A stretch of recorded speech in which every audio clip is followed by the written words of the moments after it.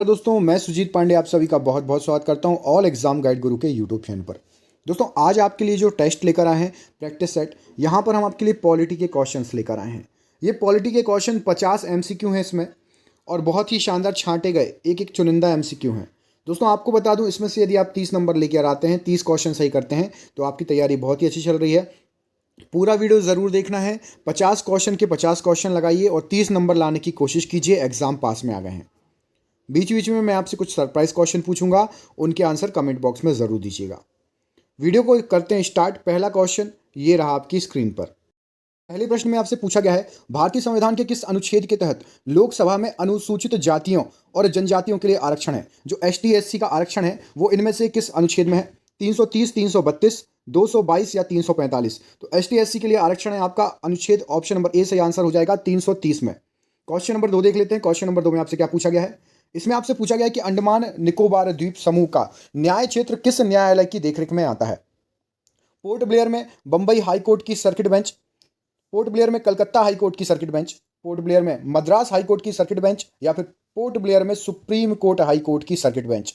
तो अंडमान निकोबार का जो है वो चलता है कलकत्ता हाई कोर्ट से। याद रखिएगा, पोर्ट ब्लेयर में कलकत्ता हाई कोर्ट की सर्किट बेंच से अंडमान निकोबार द्वीप समूह का न्याय क्षेत्र चलता है, हाई कोर्ट चलता है। अगला क्वेश्चन, क्वेश्चन नंबर 3 में आपसे पूछा गया है, किस केंद्र शासित प्रदेश लक्षद्वीप के न्यायिक क्षेत्र का कार्य कौन सा न्यायालय करता है? तो लक्षद्वीप में ऑप्शन है आपको तमिलनाडु, केरल, कलकत्ता या फिर बॉम्बे। तो आपको बताएं लक्षद्वीप में आपका option number B Kerala high court सही आंसर हो जाएगा। अंडमान निकोबार के लिए आपका कलकत्ता और लक्षद्वीप के लिए केरल हाई कोर्ट, याद रखिएगा, मोस्ट इंपॉर्टेंट। क्वेश्चन नंबर अगला देखिए।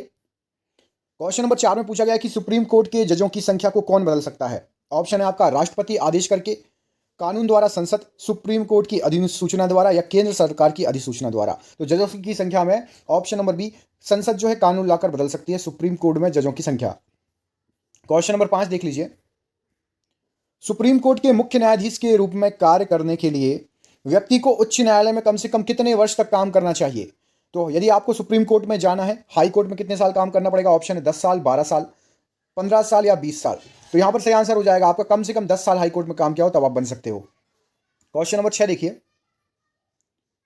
दिल्ली को एनसीटी राष्ट्रीय राजधानी प्रदेश संविधान के किस अनुच्छेद किस संशोधन के तहत बनाया गया? तो दिल्ली को एनसीटी राष्ट्रीय राजधानी प्रदेश, ऑप्शन है आपके पास 63, 69, 74 या 76। तो यहां पर 69वां संविधान संशोधन, 69वां संविधान संशोधन, ऑप्शन नंबर बी सही आंसर हो जाएगा। क्वेश्चन नंबर 7 देखिए। इसमें आपसे पूछा गया है, भारत में त्रिस्तरीय पंचायती प्रणाली कितनी जनसंख्या से ऊपर वाले राज्यों में है? 15 लाख, 25 लाख, 20 लाख या फिर 30 लाख? तो यहां पर सही आंसर हो जाएगा ऑप्शन नंबर सी 20 लाख वालों से ऊपर वाले में त्रिस्तरीय पंचायत प्रणाली, याद रखिएगा। अगला क्वेश्चन देखिए। क्वेश्चन नंबर 8 में पूछा गया है, भारत में एक राज्य में कार्यकारी शक्ति के संदर्भ में निम्नलिखित में से कौन सा कथन सही है? ऑप्शन है आपके पास, राज्य की कार्यकारी शक्ति राज्यपाल में निहित है, राज्य में वास्तविक कार्यकारी जो है प्राधिकरण आपका मंत्री परिषद होता है, राज्य के सभी कार्यकारी निर्णयों को मुख्यमंत्री के नाम पर लिया जाता है, और चौथा है केवल एक या दो। तो यहां पर सही आंसर हो जाएगा आपका केवल एक या दो, एक और दो। राज्य की कार्यकारी शक्ति राज्यपाल में ही निहित होती है और राज्य के वास्तविक कार्यकारी प्राधिकरण मंत्री परिषद होता है। क्वेश्चन नंबर 9 देखिए। निम्न में से कौन राज्यपाल को उसके कार्यकाल से हटा सकता है? राज्य विधानसभा, संसद, राष्ट्रपति या इनमें से कोई नहीं? तो यहां पर सही आंसर हो जाएगा आपका ऑप्शन नंबर सी राष्ट्रपति। राज्यपाल को उसके कार्यकाल से हटाने की शक्ति राष्ट्रपति के पास है। क्वेश्चन नंबर 10 देखिए। इसमें आपसे क्या पूछा गया है? इसमें आपसे पूछा गया है, भारत की निम्नलिखित आधिकारिक भाषाओं पर विचार करो। ऑप्शन नंबर 1 में लिखा है सिंधी नेपाली, 2 में लिखा है कोंकणी और मणिपुरी, 3 में लिखा है बोडो और संथाली, 4 में लिखा है संथाली और कोंकणी, 5 में लिखा है डोगरी और मैथिली। आपको ये बताना है कि 2003 के 92वें संशोधन अधिनियम द्वारा 8वीं अनुसूची में उपरोक्त में से कौन सी भाषा जोड़ी गई? तो 2003 में कौन कौन सी भाषा जुड़ी है? यहां पर 3 और 5 सही आंसर हो जाएगा।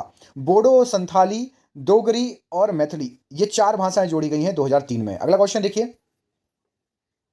इसमें आपसे पूछा गया है, चुनाव आयोग के बारे में कौन सा कथन सही है?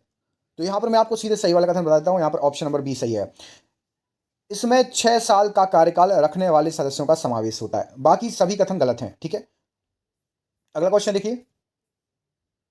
संविधान के निम्नलिखित अनुच्छेदों पर ध्यान दीजिए। अनुच्छेद 72 में राष्ट्रपति की क्षमा शक्ति, अनुच्छेद 143 में सुप्रीम कोर्ट के सलाहकार क्षेत्राधिकार, अनुच्छेद 360 में वित्तीय आपातकाल के संबंध में प्रावधान, और ऑप्शन नंबर 4 है उपरोक्त सभी। तो इसमें से कौन सा सही है? एक सही है, दूसरा सही है, तीसरा सही है, या फिर तीनों सही है? तो सही आंसर हो जाएगा 1, 2, 3, ये बिल्कुल सही है। याद कर लीजिए किस अनुच्छेद में क्या वर्णित किया गया है। क्वेश्चन नंबर 14 देखिए, भारतीय संविधान की छठी अनुसूची किन 4 राज्यों में एसटी एससी के प्रशासन और नियंत्रण से संबंधित है? ऑप्शंस में आपको राज्य दिए हैं 4, और मोस्टली आपको कहां के दिए हैं? नॉर्थ ईस्ट के राज्य दिए हैं, 7 सिस्टर्स में से राज्य दिए हैं।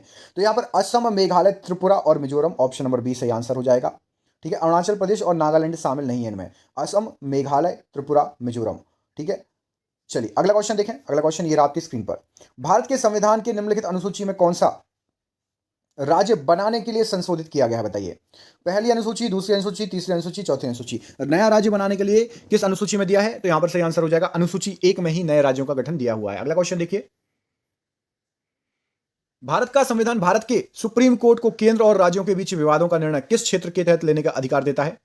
तो यहां पर ऑप्शन है अपीलीय न्यायाधिकार, वास्तविक न्यायाधिकार, सलाहकार न्यायाधिकार या रिट न्यायाधिकार। तो यदि भारत के संविधान में सुप्रीम कोर्ट को केंद्र और राज्यों के बीच विवादों का निपटारा करना हो तो यह है आपका एक वास्तविक न्यायाधिकार, ऑप्शन नंबर बी बिल्कुल सही आंसर हो जाएगा। क्वेश्चन नंबर 18, इनमें से कौन सा राष्ट्रपति चुनाव के लिए चुनावी कॉलेज का हिस्सा है लेकिन उसकी अपील के लिए कार्रवाई में भाग नहीं लेता? लोकसभा, राज्यसभा, राज्य विधानसभा या राज्य विधान परिषद? बहुत ही अच्छा क्वेश्चन है और इसका आंसर हो जाएगा आपका राज्य विधानसभा, option number C right answer हो जाएगा। अगला क्वेश्चन देखिए, स्वर्ण सिंह समिति ने किसकी सलाह दी थी? बताइए। राज्य स्तरीय चुनाव आयोग का संविधान, पंचायती राज्य में सुधार, भारतीय संविधान में मौलिक अधिक कर्तव्यों को शामिल करना, या फिर हिमालय और प्रायद्वीप नदियों का अंतःक्रिया? तो स्वर्ण सिंह समिति याद रखिएगा, भारतीय संविधान में मौलिक कर्तव्यों को शामिल करना, ऑप्शन नंबर सी यहां पर सही आंसर हो जाएगा। क्वेश्चन नंबर 20 देख लेते हैं, लोकसभा की सर्वाधिक सीटें अनुसूचित जनजाति को किस प्रदेश में आरक्षित हैं? मध्य प्रदेश, राजस्थान, आंध्र प्रदेश या फिर गुजरात? तो यहां पर सही आंसर हो जाएगा सर्वाधिक सीटें option number A Madhya Pradesh में है, option number A right answer हो जाएगा। क्वेश्चन नंबर 21, अगला क्वेश्चन, निम्नलिखित में कौन सा विषय 7वीं अनुसूची की संवर्ती सूची में? बताइए। संविधान, स्वास्थ्य एवं स्वच्छता, वन, स्टॉक एक्सचेंज या फिर कृषि? 7वीं अनुसूची में तो यहां पर सही आंसर हो जाएगा वनों के बारे में दिया है, option number B right answer हो जाएगा। अगला क्वेश्चन देखिए, उपराष्ट्रपति को हटाने का प्रस्ताव किस में पेश किया जा सकता है? केवल लोकसभा में, केवल राज्यसभा में, लोकसभा और राज्यसभा दोनों में, या लोकसभा और राज्यसभा के संयुक्त सत्र में? तो राष्ट्रपति को हटाने का प्रस्ताव ऑप्शन नंबर बी केवल राज्यसभा में, उपराष्ट्रपति के लिए राज्यसभा। उपराष्ट्रपति कहां का अध्यक्ष होता है? कमेंट करके बताइए। सीमा प्रबंधन विभाग किस मंत्रालय के अंतर्गत विभाग है? सीमा प्रबंधन विभाग, रक्षा मंत्रालय, गृह मंत्रालय, विदेश मंत्रालय या फिर सड़क परिवहन मंत्रालय? तो यहां पर सही आंसर हो जाएगा ऑप्शन नंबर बी, ये गृह मंत्रालय में आता है सीमा प्रबंधन विभाग। अगला क्वेश्चन देखिए, क्षेत्रफल के हिसाब से भारत की सबसे बड़ी लोकसभा कौन सी है? अरुणाचल प्रदेश, लद्दाख, बाड़मेर या कच्छ? यहां पर सही आंसर हो जाएगा ऑप्शन नंबर बी, लद्दाख सबसे बड़ी है। अगला क्वेश्चन, क्वेश्चन नंबर 26, इसमें आपसे पूछा गया है निम्न में किन राज्यों में विधान परिसर है? उत्तर प्रदेश, बिहार, छत्तीसगढ़ और जम्मू कश्मीर ऑप्शंस में दिए गए हैं और आपको यहां पर कूट दिया है 1 2 2 4 1 2 3 1 2 4। तो विधान परिषद किस किस में? यहां पर सही आंसर हो जाएगा आपका 1 2 4। 1 2 4 में क्या कह दिया? उत्तर प्रदेश, बिहार और जम्मू कश्मीर में विधान परिसर है। अगला क्वेश्चन देखिए, अब तो जम्मू कश्मीर आपका केंद्र शासित प्रदेश भी बन गया है, पता होगा आपको, ठीक है, लद्दाख और जम्मू कश्मीर है ना। और कमेंट करके बताइए कौन से केंद्र शासित प्रदेशों को आपस में मिला दिया गया है। देखते हैं आप में से किस किस को याद है। अंडमान और निकोबार आदिवासी जनजातियों का संरक्षण संशोधन विनियमन 2012 संविधान के अनुच्छेद 240 के तहत जारी किया गया था, जो राष्ट्रपति को केंद्र शासित प्रदेशों के मामले में आदिवासी जनजातियों की सुरक्षा के लिए ऐसे उपाय करने की शक्ति प्रदान करता है। यह विनियमन निम्नलिखित जनजातियों में से किसकी रक्षा करेगा? मोस्ट आईएमपी क्वेश्चन है ये, बताइए। ओंगेस, शोम्पेज, सेंटिल्स या फिर जरवास? तो वहां पर कौन सी निवास करती है अंडमान और निकोबार में? यहां पर सही आंसर हो जाएगा आपका जरवास, ऑप्शन नंबर डी। अगला क्वेश्चन देखिए, निम्नलिखित में से कौन सा आपदा प्रबंधन अधिनियम 2005 के तहत गठित राष्ट्रीय आपदा प्रतिक्रिया निधि का संचालन करता है? प्रधानमंत्री, केंद्रीय गृह मंत्री, केंद्रीय संसदीय कार्य मंत्री या फिर केंद्रीय वन और पर्यावरण मंत्री? तो यहां पर सही आंसर हो जाएगा आपका ऑप्शन नंबर बी, केंद्रीय गृह मंत्री करता है, याद रखिएगा। अगला क्वेश्चन देखिए, इसमें आपसे पूछा गया है इनमें से कौन सा केंद्र सरकार द्वारा विशेष रूप से लगाए गए करों में से एक और भारत के संविधान की 7वीं अनुसूची की संघ सूची में उल्लेख किया गया है? निर्यात कर, समाचार पत्रों में विज्ञापन पर टैक्स, कृषि आय पर टैक्स या बिजली की खपत और बिक्री पर टैक्स? बताइए। अनुसूची 7 ये है आपके कूट 1 4 2 3 1 2 या 2 4। तो यहां पर सही आंसर हो जाएगा आपका 1 और 2, मतलब निर्यात कर और समाचार पत्रों में विज्ञापन पर टैक्स, ये आपके अनुसूची 7वीं अनुसूची में संघ सूची में उल्लेख किया गया है। ठीक है, याद रखिएगा। क्वेश्चन नंबर अगला देखिए। क्वेश्चन कैसे लग रहे हैं बताइए कमेंट करके। मुझे लग रहा है क्वेश्चन आपको अच्छे लग रहे होंगे, हो सकता है कई क्वेश्चन आपने पहली बार भी देखे होंगे। केंद्रीय बजट में शामिल गैर वोट योग्य शुल्क या चार्ज के लिए व्यय में शामिल है, बताइए इनमें से क्या। ऑप्शन है संसद के घरों के प्रेसिडिंग अधिकारियों का वेतन और भत्ते, सुप्रीम कोर्ट और उच्च न्यायालयों के न्यायाधीशों की वेतन व भत्ते, कैग की सैलरी और भत्ते, सुप्रीम कोर्ट के सेवानिवृत्त न्यायाधीशों की पेंशन या उच्च न्यायालयों में सेवानिवृत्त न्यायाधीशों की पेंशन। कौन सा सही है? 1 2 3 4 या फिर ये सभी? 1 2 3 4 5 या फिर ये सभी? तो यहां पर सही आंसर हो जाएगा ये सभी। याद रखिएगा ये सब के सब आपके गैर वैट योग्य शुल्क या चार्ज किए गए व्यय में शामिल है। अगला क्वेश्चन, भारतीय संविधान द्वारा दिए गए निम्नलिखित मौलिक अधिकारों के कारण गैर अनुदान अल्पसंख्यक संस्थानों को आरटीआई अधिनियम के दायरे से बाहर रखा गया है। किस अनुच्छेद में? किसको रखा गया है? केवल गैर अनुदान अल्पसंख्यक संस्थानों को, बाकी तो सबको रखा है आरटीआई में। आरटीआई का मतलब क्या होता है? राइट टू इंफॉर्मेशन, सूचना का अधिकार। ये 2005 में आया था। ठीक है, याद रखिएगा। अनुच्छेद 16, अनुच्छेद 19 1 सी, अनुच्छेद 29 या अनुच्छेद 30 1। ये बहुत अच्छा क्वेश्चन है, बहुत टफ क्वेश्चन है, याद रखना। अनुच्छेद 30 1 मोस्ट आईएमपी क्वेश्चन है। पॉलिटी में यदि किसी को टफ क्वेश्चन डालना होगा तो ये डाल सकता है। भारतीय संविधान का अनुच्छेद 20 एक महत्वपूर्ण मौलिक अधिकार है क्योंकि यह अपराधों के लिए दृढ़ विश्वास के संबंध में सुरक्षा प्रदान करता है। अनुच्छेद 20 के तहत अपराध के आरोपी व्यक्तियों को कौन सी सुरक्षा प्रदान नहीं की गई है, बताइए क्या हो जाएगा सही आंसर? एक्स पोस्ट फैक्ट लो, दोहरा खतरा, आत्मदोष के खिलाफ निर्देश या 24 घंटे के भीतर एक मजिस्ट्रेट के सामने पेश किए जाने का अधिकार। सही आंसर हो जाएगा ऑप्शन नंबर डी, 24 घंटे के भीतर एक मजिस्ट्रेट के सामने पेश किए जाने का अधिकार। क्वेश्चन नंबर 33 देखिए, भारत के निर्वाचन आयोग के चुनावों से कौन सा चुनाव संबंधित नहीं है, बताइए। राष्ट्रपति का चुनाव, उपराष्ट्रपति का चुनाव, राज्यों की पंचायतें एवं नगर पालिकाओं का चुनाव या फिर उपरोक्त सभी। तो निर्वाचन आयोग का चुनाव कौन किस क्या नहीं कराता? तो राज्यों की पंचायतें एवं नगर पालिकाओं का चुनाव, ऑप्शन नंबर सी सही आंसर हो जाएगा। क्वेश्चन नंबर अगला देखिए, संविधान का अनुच्छेद 1 2 3 123 किससे संबंधित है? राष्ट्रपति के अध्यादेश से, सुप्रीम कोर्ट का सलाहकार क्षेत्राधिकार से, जम्मू कश्मीर की विशेष स्थिति से या फिर चुनाव आयोग से। तो 1 2 3 123 यहां पर राष्ट्रपति के अध्यादेश से संबंधित है, याद रखना। अगला क्वेश्चन, राष्ट्रपति पूरे देश में या इसके किसी भी हिस्से में अनुच्छेद 352 के तहत राष्ट्रीय आपातकाल किस स्थिति में घोषित कर सकता है? तो कुल मिला के पूछा 352 में क्या लिखा है, कौन सा आपातकाल है? बाह्य आक्रमण, सशस्त्र विद्रोह, आंतरिक अशांति या एक या दो। तो 352 में दिया हुआ है यदि कोई बाह्य आक्रमण हो या सशस्त्र विद्रोह, इस पर आपातकाल घोषित किया जा सकता है। इसको राष्ट्रीय आपातकाल बोलते हैं। ठीक है, कमेंट करके बताइए कि वित्तीय आपातकाल की घोषणा किस अनुच्छेद के तहत होती है? वित्तीय आपातकाल का प्रावधान किस अनुच्छेद में दिया गया है? और क्या अभी तक फाइनेंशियल इमरजेंसी वित्तीय आपातकाल लगी है भारत में? कमेंट करके बताना। सबसे बड़ा न्यायिक क्षेत्र किस उच्च न्यायालय का है? तो सबसे बड़ा न्यायिक क्षेत्र आपका यहां पर सही आंसर हो जाएगा गुवाहाटी उच्च न्यायालय, ऑप्शन नंबर बी का है। अगला क्वेश्चन, निम्नलिखित में से किन बिलों के लिए संसद की दोनों सदनों की संयुक्त बैठक करके गतिरोध को हल करने के लिए कोई संवैधानिक प्रावधान नहीं है, बताइए।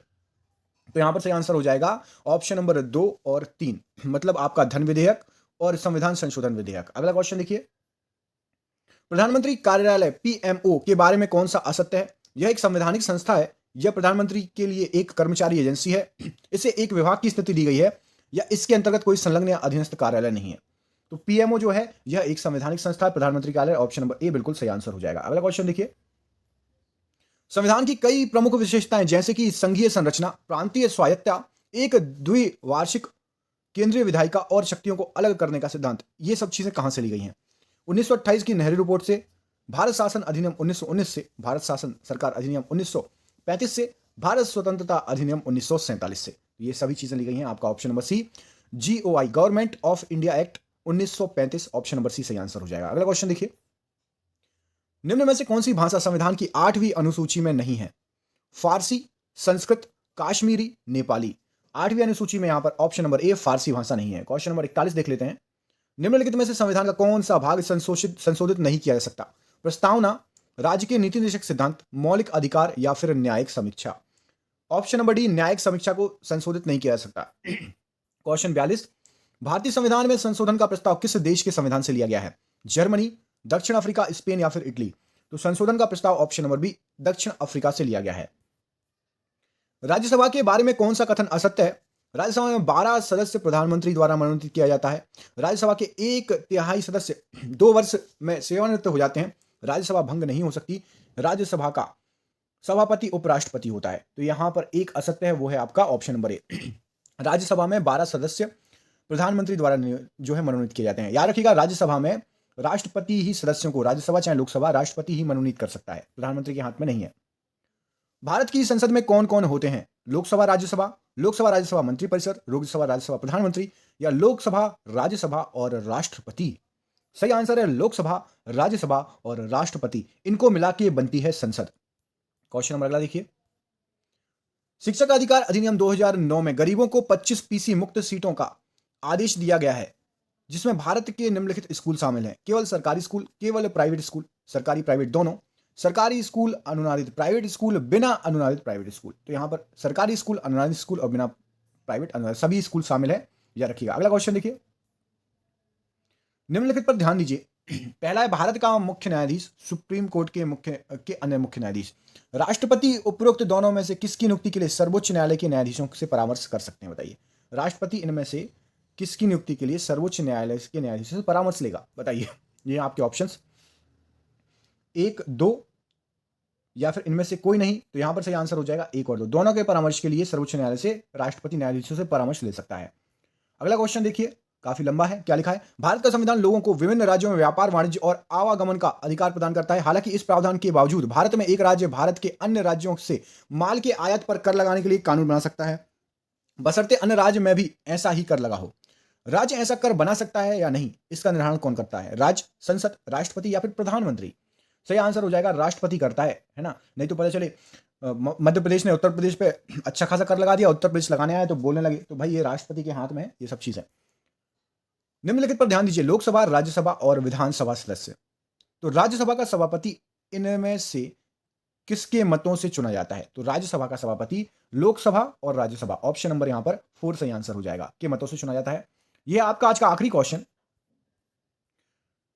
राष्ट्रीय वरिष्ठ नागरिक परिषद का अध्यक्ष कौन होता है? भारत का प्रधानमंत्री, राष्ट्रीय विकास परिषद का अध्यक्ष, नीति आयोग का वाइस चेयरमैन या फिर सामाजिक न्याय एवं अधिकारिता मंत्री? तो राष्ट्रीय वरिष्ठ नागरिक परिषद का अध्यक्ष होता है सामाजिक न्याय एवं अधिकारिता मंत्री। दोस्तों ये हो गया आपके 50 क्वेश्चन। आपको एक सरप्राइज क्वेश्चन दे रहा हूं, आपको मुझे कमेंट करके बताना है राष्ट्रपति की मासिक आय, हर महीना कितना वेतन मिलता है राष्ट्रपति को, और हर महीना पीएम साहब को कितना वेतन मिलता है। ये दोनों कमेंट करके बताइए, देखते हैं किस किस को पता है राष्ट्रपति का वेतन और पीएम का वेतन। नहीं पता कमेंट करके बता दीजिए, मैं आपके कमेंट में रिप्लाई कर दूंगा। पूरा वीडियो देखने के लिए बहुत बहुत धन्यवाद। पूरा वीडियो देखा है, क्वेश्चन अच्छे तो दोस्तों के साथ जरूर शेयर करें। मिलते हैं आपसे अगली वीडियो में, तब तक के लिए आप अपना ख्याल भी रखें। बहुत बहुत धन्यवाद दोस्तों, आपका दिन शुभ हो। बहुत बहुत धन्यवाद।